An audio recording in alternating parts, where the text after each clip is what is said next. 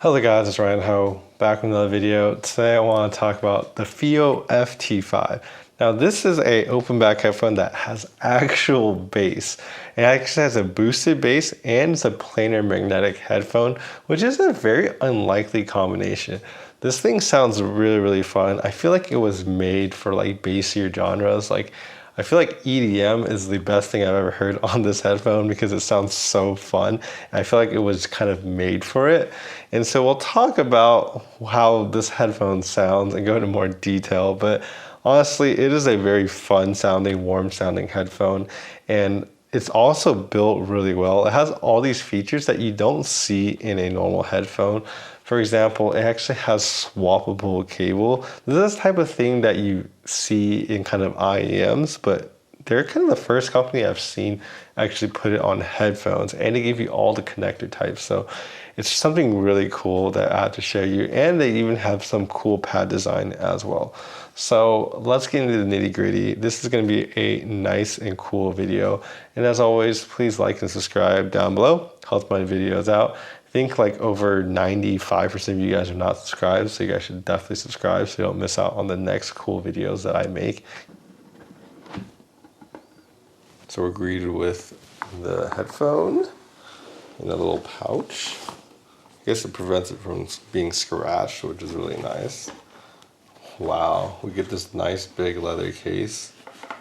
Damn, it feels really nice. It's a hard case as well, it's not soft, so will definitely keep your headphones protected. It looks like we also have some extra pads back here, which are leather. All right, getting into it. Ooh, we have all these accessories. Wow, that's really cool. They actually have the kind of plugs up there kind of hooked in. So they actually gave you 3 adapters. So we have an XLR adapter, which I actually bought one of these for like $50. So the fact that they included this in here is crazy. It's something really nice to see. We have the standard 1/4-inch adapter. Last but not least, we have a plug for 3.5. You can actually use this plug to swap the plug of the main cable. So you see this has a swappable tip. So if I pull this,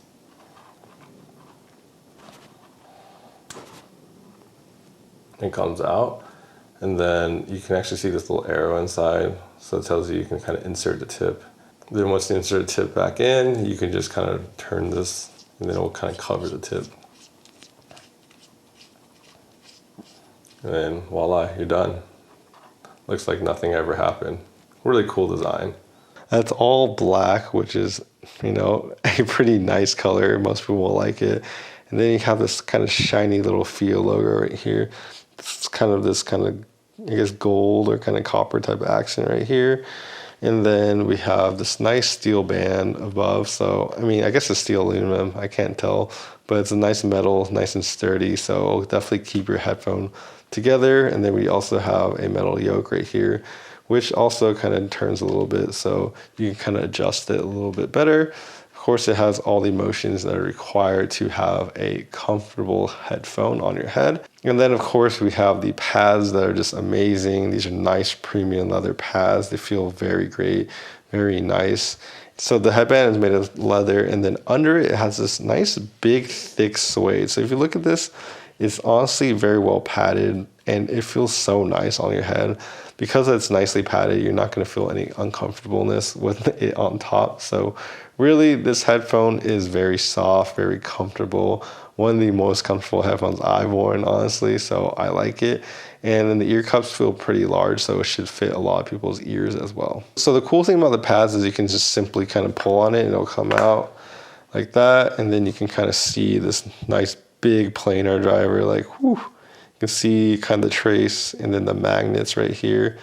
It's a very nice looking kind of driver. There's nothing really in between you and the driver, so it definitely sounds really good. And you can kind of see how essentially the whole entire cup is the driver. And then putting on the pad is simply just kind of snapping it back in. Push it down and it's back in already. It's that easy and that quick. So if we look at their cable, you can kind of see how the plugs actually have this circle right here, which kind of helps the cable not get deformed after you kind of push it in. So if I stick this in, You can see how it kind of holds it in place so you don't accidentally bend it and break the tip. And there's also these little, grip right here, so it makes it easier to pull these out of your ear cups as well. And of course, the 4.4 Pentagon also has them right here, which you can hold on and pull it out. Even my really much more expensive headphones didn't have this, and I had trouble actually pulling it out, where this one actually has that. So it really just makes the whole entire experience a lot easier to kind of plug in your headphones and remove them. And of course, you have to talk about this kind of XLR adapter. This is my favorite type of XLR adapter. Like I said, I actually bought one myself for like $50 because it's a really nice one, because you simply just plug your headphones in and then you just plug yourself into the adapter.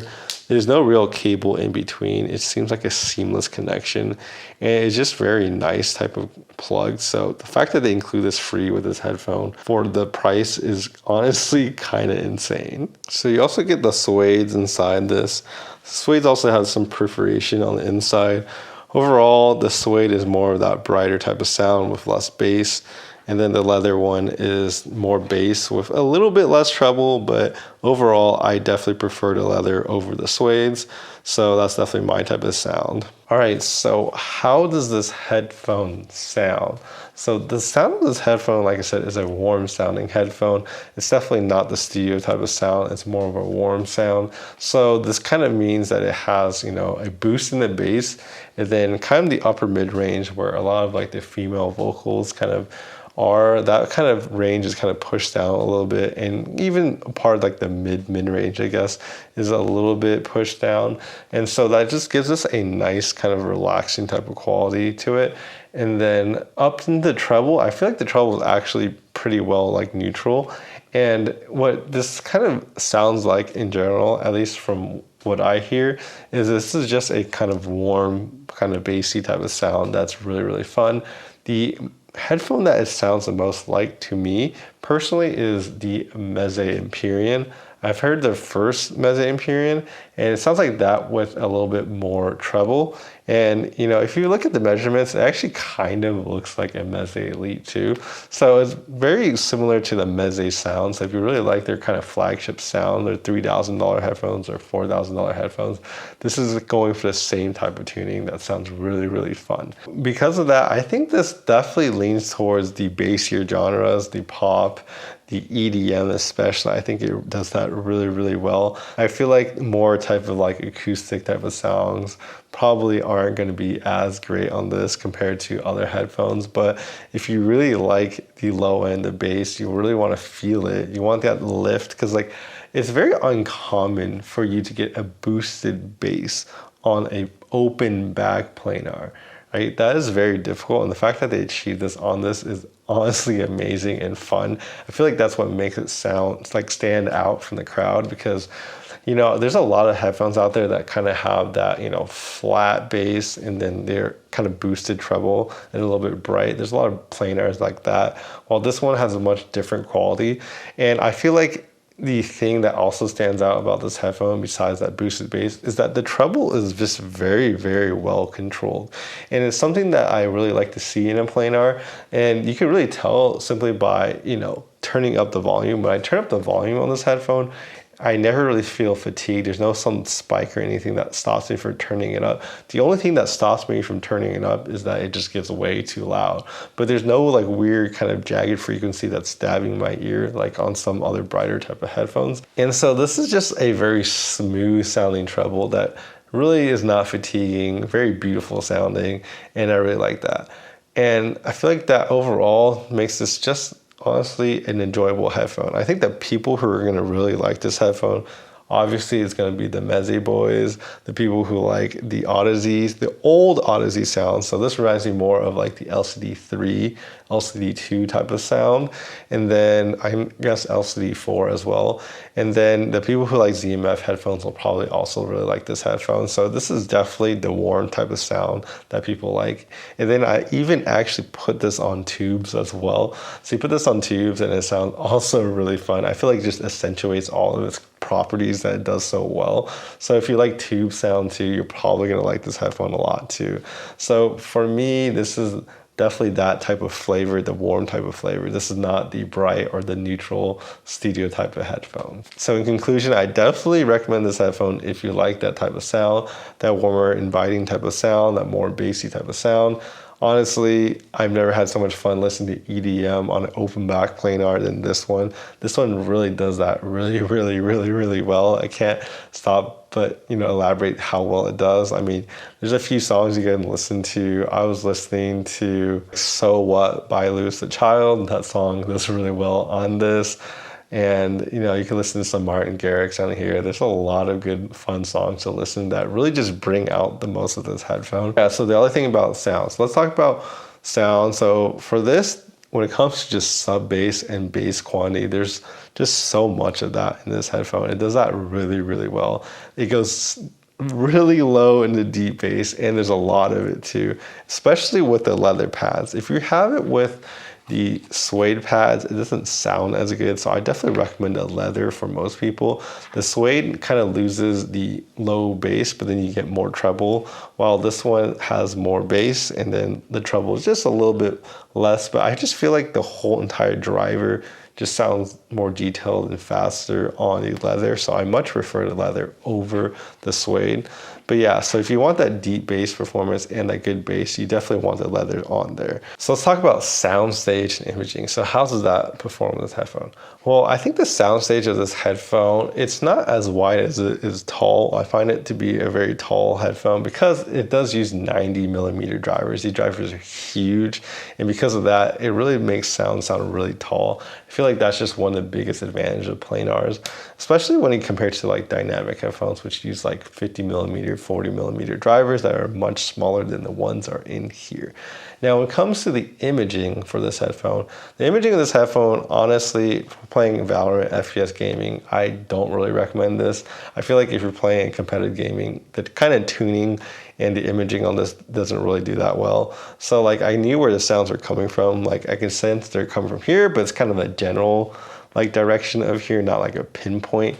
And then the center kind of imaging of like in front of you, it's not as good as like other headphones. So not going to recommend this for competitive gaming, but if you want to play it with story games, I think it would be pretty good, because if you like a lot of explosions, it sounds more exciting and kind of more explosive, then this definitely does that. You know, the funny thing, if you compare the, you know, JT1 to the Fiio, the JT1 is like the studio headphone.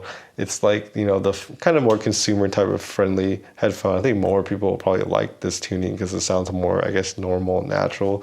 Versus this one leans more towards that warm, bassy, like, I don't want to say it's like DJ headphone, but it just reminds me like a lot of like low, deep bass with really good bass. I feel like that's the type of stuff that does really well with this headphone. Anyways, if you guys found this video helpful, please like and subscribe down below. Helps my videos out. And I'll see you guys in the next video.